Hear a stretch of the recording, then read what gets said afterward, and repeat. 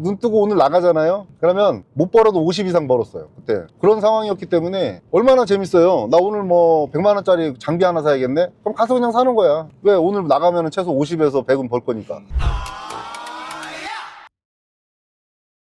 이 대표가 곰팡이 제거를 한 지 얼마나 됐지? 제거만 한 지는 10년 살짝 넘어가죠. 제거만 한 거는. 타고난 소질이 이런 홈케어 시공 쪽이었어? 아니에요. 저 손 봐봐요. 이게 시공할 손인가. 이거 조금만 저기 일 좀 하면은 쥐나고 그쪽에 안 맞는 손이에요. 근데 전에 하던 일들이 연관성이 너무 좋았던 거죠. 전에 어떤 일 했어? 직장생활 시작할 때 자동차 부속 가게에서 부속 나르는 것도 했었고, 하우스도 지러 다녔었고, 육묘 사업이라고 해가지고 경상남도에서 묘종도 키웠어요. 한 5,000평 정도가 했는데 이제 태풍 때문에 날아가가지고 이제 인생이 이제 내리막이로 가기 시작을 하는데, 그러면서 또 이동한 데가 이제 배관 생산업체, 그쪽에서 뭐 생산관리 QA도 해보고 차장까지는 올라갔죠. 건설사, 뭐 큰 대형 건설사들, 일군 건설사들 거기 들어가서 뭐 AES 관련된 거, CS나 건축 관련된 부분에서 이제 그 사람들하고 같이 호흡도 맞춰보고 하다 보니까 이제 건축 쪽도 좀 알고, 건축에 대해서도 알았고, 식물이라든가 이런 거 키우는 것도 좀 알게 됐어. 추가적으로 페인트 회사 그 생산 쪽에 있는 실무로도 좀 있었어요. 그래가지고 페인트 만들거나, 보통 이제 수성하고 유성 계열이 있었는데 저 유성 파트였기는 한데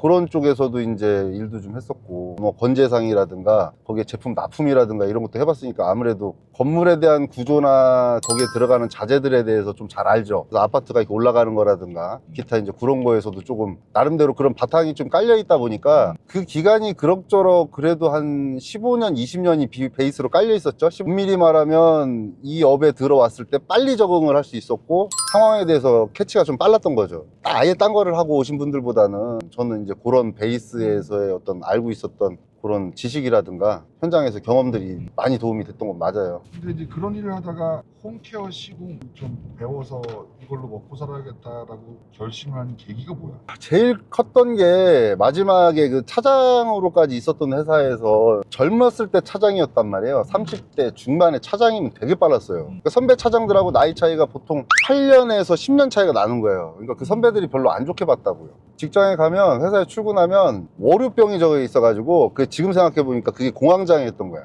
출근할 때마다 심장 막 그 요동치는 거 있잖아요. 너무 힘들어가지고. 나름대로 열심히 하다 보니까 우리 대표님이나 이사님들이 나를 좋아는 했는데 일을 그만큼 많이 줬다고요. 그러니까 그 업무가 다 나한테 들어오니까 죽겠는 거야. 그래서 대표님하고 좀 딜을 했는데 그 딜이 잘 안 됐어요. 너무 고통스럽기도 하고 직장생활이 힘들기도 하고, 정말 난 이런 생각을 했어요. 더럽고 치사해서 나가서 내가 회사 차려야겠다. 그래서 차린 거야. 따진 거 보면. 이거 뭐 광고를 본 거야? 누가 권한 거야? 나오려고 하니까 또 월급을 받고 있었던 고정비용이라는 게 있을 거 아니에요. 그러니까 그거에 대해서 걱정이 되더란 말이에요. 그래서 나가서 진짜 뭘 하지? 직장생활은 더 이상 못 할 것 같은 거예요. 고통도 좀 있었고 힘든 일이 있다 보니까. 지금까지 내가 배웠던 것 중에 바로 나가서 할 수 있는 게 뭐가 있을까 하다 보니까, 저는 이제 배관 쪽, 생산 쪽도 있었고 여러 가지 있었으니까 세관업을 좀 하면 어떻겠느냐. 근데 배관을 청소하는 뭐 이런 부분인데, 퇴직금하고 이렇게 생기면 앞으로 뭐를 해야 되냐 그러면 봤더니 집 안에 배관 청소를 할 수 있는 게 있더란 말이에요. 그 당시에 직장생활 나오기, 그게 최 1년 전일 거예요. 직장 나오기 전 1년 전이야. 보일러 배관 청소는 제가 보일러에 대해서 잘 알고 배관을 아니까 보일러 배관 청소를 하면 되겠다라고 생각을 하고 팠어요. 그랬더니 수도 배관 청소도 할 수 있고, 여러모로 거기 안에 있는 어떤 배관 부속도도 바꿔주면서 어떤 시스템적인 거나 추가 수익도 날 수 있겠다라고 딱 생각을 하고, 오케이 난 이걸 해야겠다 마음 딱 먹었는데, 한 가지 문제가 걸리는 게 가을하고 겨울에는 좀 일이 있어요. 여름하고 봄에 먹고 살 게 없는 거예요. 뭐를 해야 되나 하고 가만히 보니까 여름에 글쎄 에어컨 청소하는 게 있더란 말이에요. 또 봤더니 에어컨 청소하시는 분들이 세탁기도 청소하네?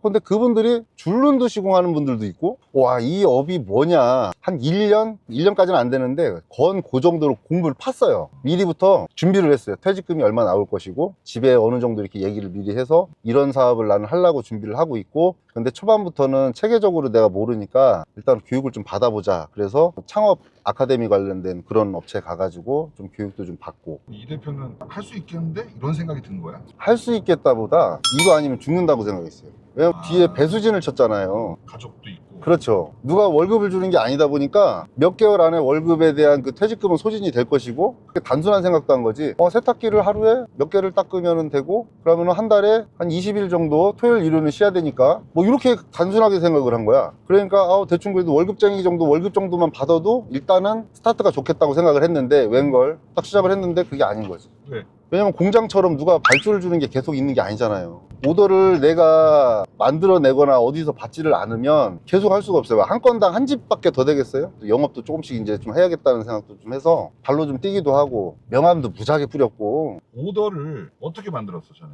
지금 생각해보면은 너무 단순한데, 그 당시만 해도 저만 잘해도 소개권이 많았어요. 일단은 제가 그 교육 받았던 데서 오더를 좀 받기도 했었어요. 받기도 했었고, 나름대로 조금씩 블로그도 좀 쓰긴 했어요. 블로그 쓰는 게 굉장히 어려워요. 일주일에 한두 개 쓰면 많이 쓰는 거야. 곰팡이 제거랑 단열, 네. 이거에 집중해야 되겠다는 생각이 왜 든 거야? 단순한 게 그냥 그런 거예요. 가성비를 따졌어요. 가성비. 한번 갔을 때 매출을 최대한 끌어올릴 수 있는 포지셔닝의 아이템이 내가 했던 수여 가지의 그 아이템들 중에 가장 가성비가 좋은 게 뭔지를 딱 집어서 한 게 아니라, 내가 반대로 시간당의 수익을 한 걸 빼버리기 시작했어요. 위험성이 높은 거 빼버리고, 수익 구조상으로 조금 뭐 시간당 얼마 정도 벌 수 있는 걸 좀 빼버리기 시작을 하면서. 난이도는 낮지만 그렇죠. 고객한테 인정은 못 받고 객단가가 낮은 거는 제한 거네. 그렇죠. 즉 고정 단가가 없어야 됐어요. 저는 없는 게 좋다고 생각했어요. 왜냐면 곰팡이 정도에 따라서 가격이 달라지니까. 그렇죠. 면적, 상황, 원인, 그리고 제가 기존에 해왔었던 뭐 건축이라든가 이런 건설 쪽이라든가 했을 때와도 너무 코드가 맞았고, 일단은 굉장히 흥미로운 부분이었고, 전체 케어 시공의 대략 한 7~80% 이상이 곰팡이하고 연결도 돼 있었고, 거기서부터 파생되는 핵심 포인트였고, 그리고 일하는 거에 대비 가성비도 괜찮았고, 고객의 만족도도 너무 높은 거예요. 재밌는 거야. 일단 저는 재밌었어요. 지금도 재밌어요. 고객님들의 만족도도 높았고, 그리고 앞으로의 어떤 시장 전망성도 그렇고, 뭐 그런 말 있잖아요.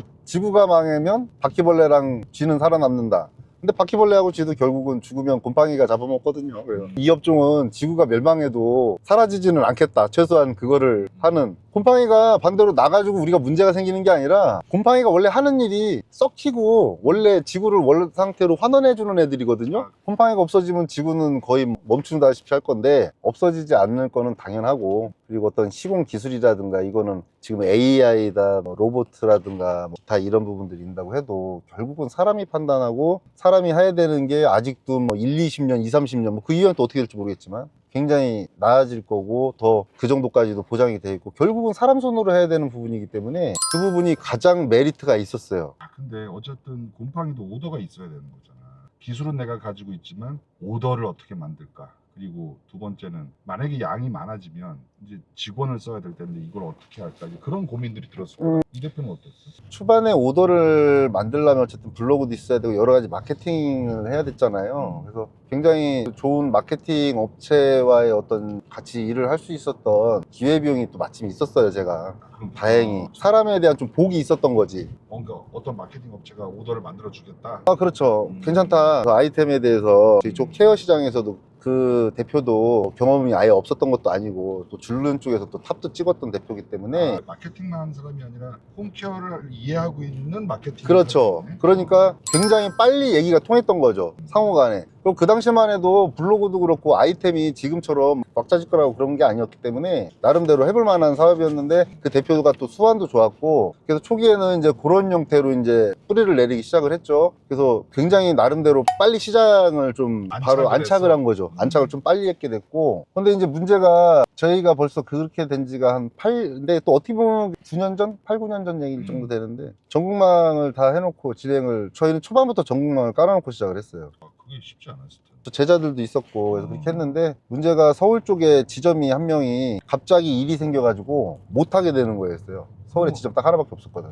오더를 쳐낼 수가 없네. 그렇죠. 이쪽 지역이 제일 큰데, 저는 돈을 떠나가지고 일단 이쪽 지역의 전국망이 깨지는 걸 원치 않았기 때문에 같이 그 대표하고 있다가 제가 이제 서울 좀 지켜야겠다고 해서 올라오게 된 거예요. 근데 이제 그때부터 이제 고생 시작하게 되는 거죠. 이제 하루에 매출 좋으면 정말 일하는 내용이나, 물론 그만큼 인원도 들어가야 되지만, 200, 250 하루에 매출 그렇게 올린 적도 있고, 어쨌든 눈 뜨고 나가면 은행 갈 시간이 없었어요. 은행을 갈 시간도 없었고, 눈 뜨고 오늘 나가잖아요. 벌었나요? 그러면 못 벌어도 50 이상 벌었어요 그때. 그런 상황이었기 때문에 얼마나 재밌어요. 나 오늘 뭐 100만 원짜리 장비 하나 사야겠네? 그럼 가서 그냥 사는 거야. 왜? 오늘 나가면 최소 50에서 100은 벌 거니까. 막 그렇게 벌어댔다가 서울 올라오면서 이제 이게 쭉 고생길로 가는 거죠. 그냥 안 올라올 걸 그랬었나 싶기도 한데 막상 어쨌든 올라왔어요. 고객과의 의리 지키려고 서울 올라와가지고 3년을 고생한 거 아니야. 또 여기서 생존해야 되잖아요. 직원들한테 뒤통수 맞아가서 사기도 당해보고, 직원들한테 사기 당하면요 뒤통수 푹 들어갑니다.